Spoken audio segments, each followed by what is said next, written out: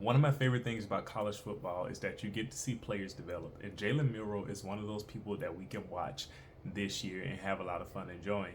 So what I've noticed about Jalen is that he's starting to do more things like step up in the pocket more consistently and take his check down and work on those type of things. But what's really fun is that he just has a really good natural sense of having a good football IQ. And I feel like that's not something that's talked about a lot. And I'm going to show it to you in the plays that we have today from this LSU game because I had so much fun watching these things develop. So let's hop right into it. This first play is from the like over halfway through the first quarter, 4 minutes, 6 seconds left.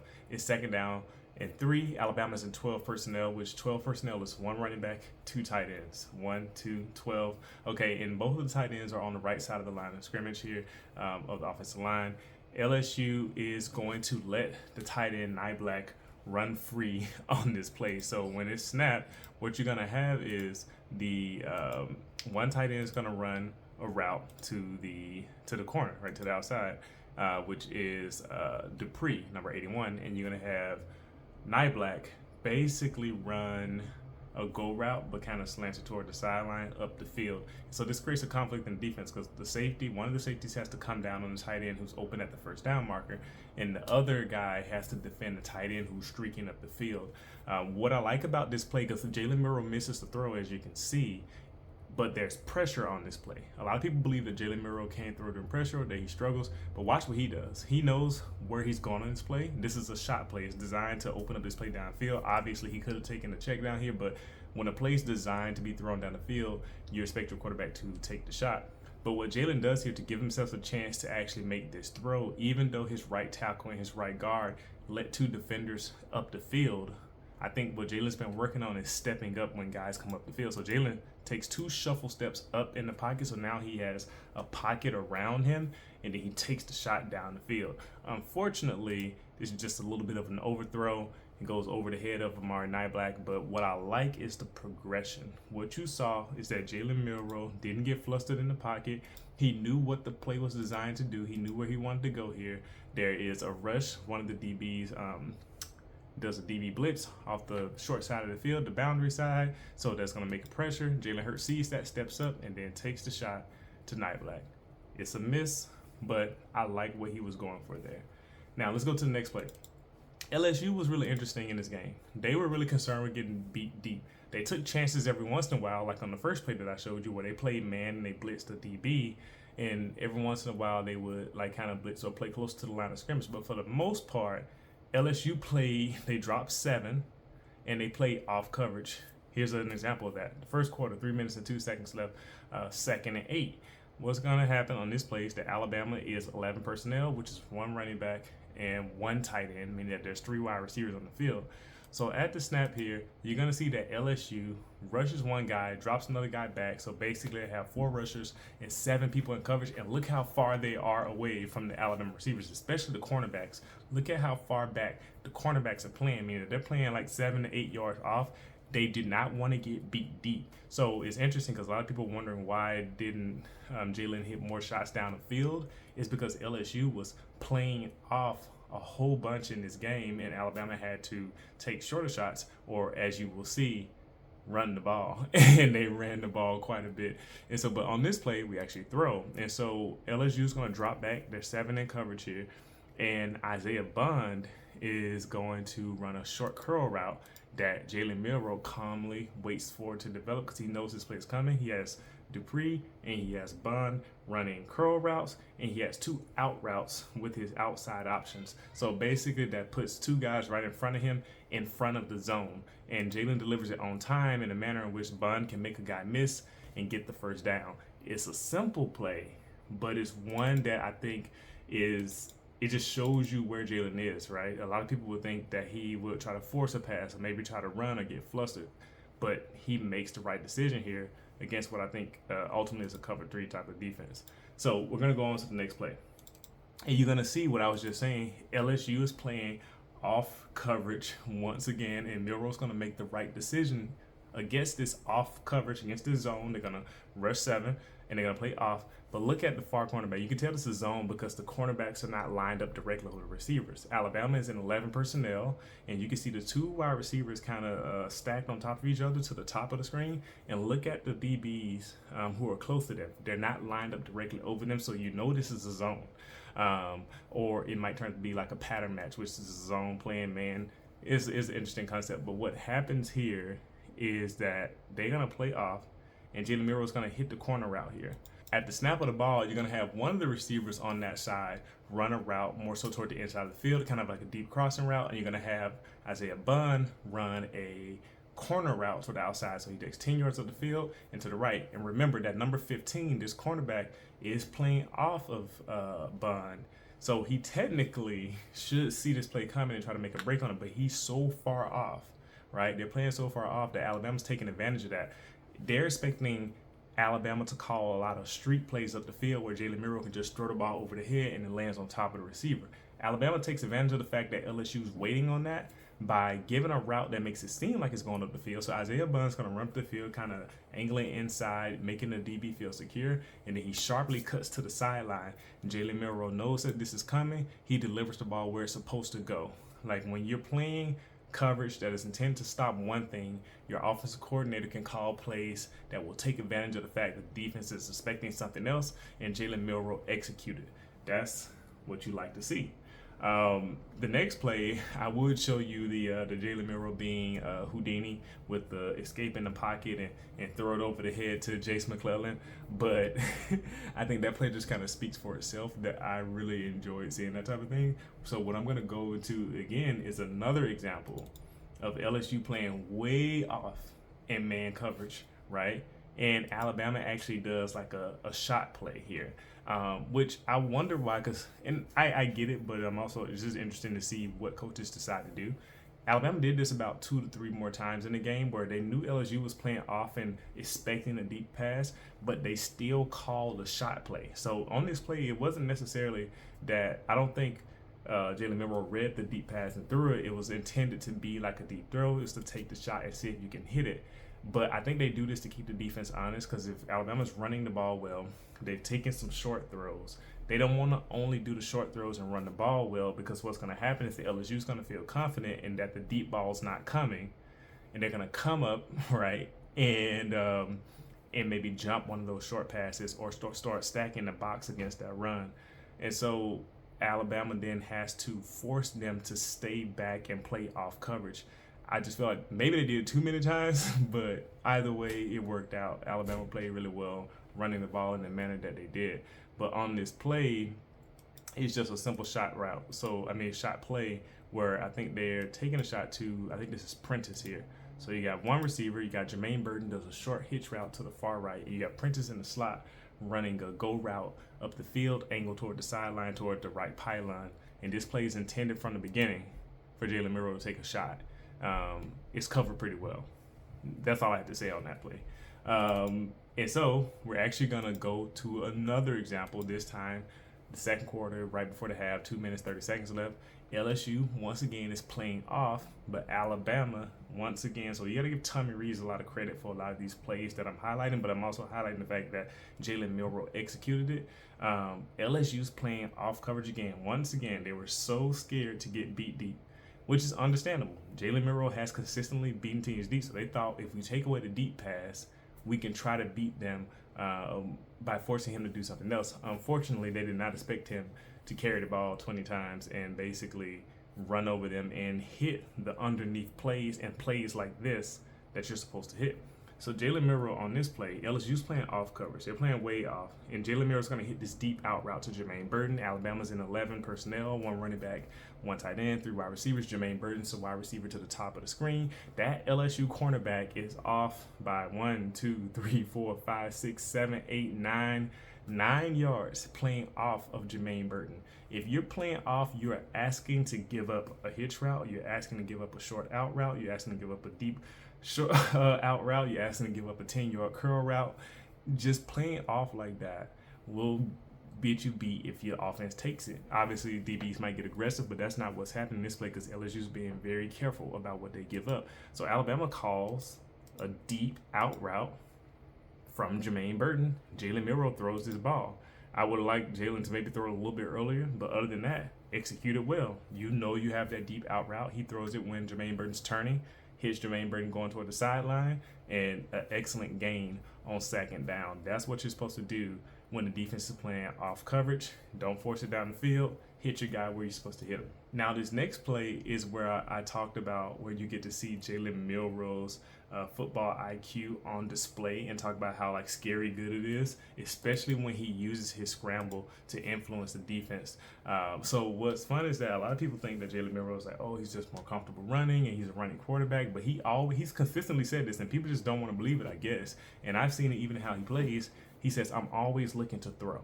I'm looking to throw every time that I have the ball, unless it's a design run play, right?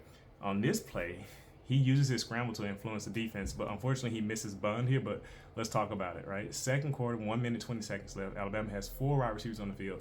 Really 3, but Nye Black is basically a wide receiver. There's 3 of them set to the top, and you got 1 at the bottom, which is Burton. Isaiah Bund's all the way to the far left. So Alabama has 4 wide, basically. On this play, LSU's going to rush forward, and they're going to drop 7. So once again, scared to get beat. Jalen Milroe drops back. He steps up in the pocket. So steps up in the pocket. You got to keep saying that. A lot of people are worried that he wouldn't be able to do that. He steps up here, and he moves forward in the pocket, and he's like, I'm moving forward, giving the impression that he's about to scramble. But look at Jalen. This whole time, he has the ball up. He's not tucking it yet.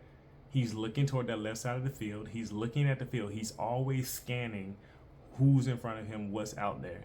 And what he sees is Isaiah Bund on that far left side, because what Jalen Scramble did, and he knows he does this. He knows he's influencing people. You notice that when he scrambled up, he didn't just run straight up the middle of the field to try to get the first down.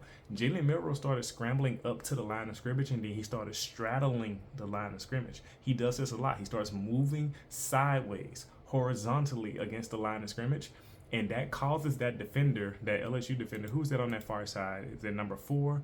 Somebody on that far side. It's hard to see the number when it's moving. I think it's number 4. He comes in, him along with 30, moving closer to Jalen Milroe, leaving Isaiah Bund wide open on the sideline. Unfortunately, Jalen Milroe probably gets really excited here and just kind of slings that ball out and misses it. But what I really like, he uses the scramble to influence the defense, identifies where he calls to compromise, and then throws the ball where that compromise comes up. That's a really high IQ football play, and he does this a lot, and I feel like people are just now starting to see it, but he was doing this type of thing earlier, probably maybe not as consistently or in ways where it was readily apparent like this, but I'm going to show you he does this a couple more times in the game, maybe a few more times. So let's go to the next play. We're actually going to go on to a play not too far from where we just were. This is now 3rd and 9, 1 minute, 9 seconds left. Alabama has a very similar formation here. As a matter of fact, it's basically the same formation with the 4 wide, but Nye Black is now moved on the inside of that triple formation to the left side. What you're going to see is that Jalen Milroe is going to step up in the pocket again. So stepping up in the pocket consistently, uses his scramble ability to influence the defense. He takes a snap, LSU rushes 4, so they drop 7 once again. But if you notice, the right tackle and the left tackle have rushers who are rushing up the field. So they're looping up the field, so they have to push those guys out and make like a circle around. So what that tells the quarterback is you need to step up. What does Jalen Milroe do? He steps up in the pocket. And when he steps up, the defensive tackle kind of has his center up in his face. So what Jalen Milroe does is he scrambles out of there to make sure he doesn't get collapsed on. Make sure the pocket doesn't collapse on him, because that's what's going to happen. Those outside guys are going to come in. That middle guy's going to push him back. The outside guys are going to get him. He breaks out to the left where there's open space. Jason McClellan is to his left. So keep that in mind. Jason McClellan is to his left. And once again, look what Jalen Milroe does. He takes off. The defenders are looking at him. They think he's just about to scramble up the field.